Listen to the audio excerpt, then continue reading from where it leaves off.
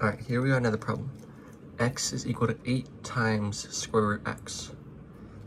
And this is a bit similar to the last one I did, where it was x squared is equal to 8x. Except now we just kind of subtracted an exponent here and then made this one ugly. Alright? So to start this one off, we're going to do the same thing by just bringing everything to the left side and leaving 0 on the right. By doing that, we could just subtract 8 square root x from both sides, and that'll leave 0 on the right. Alright? So we got x minus 8 square root x equals 0. And both of these little terms have a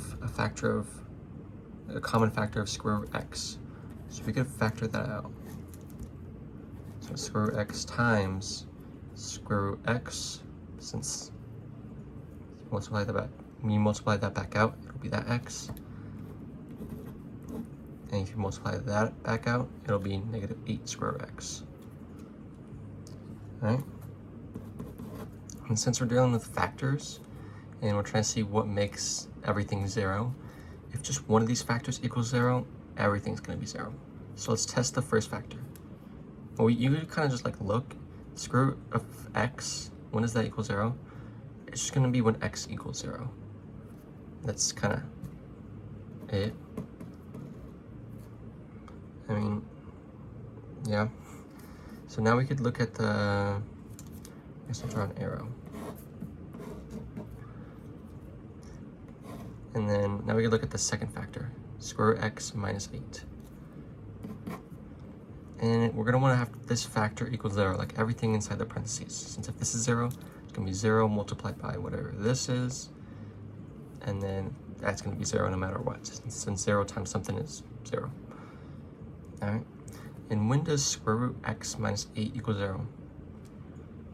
Well, that's an equation.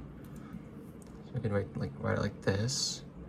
And we could bring the 8 back over to isolate the x by adding 8 on each side. And now we're looking for when does square root x equal 8? And to really see this clearly, we could just square both sides and be left with x is equal to 64. And be aware x cannot equal negative 64 since it's under square root. I mean, 8 squared isn't negative 64, but like if you're wondering. So yeah, we got x is equal to 64. You can plug it in here. Square root of 64 is 8. 8 minus 8 is 0, and then bam, everything's 0. So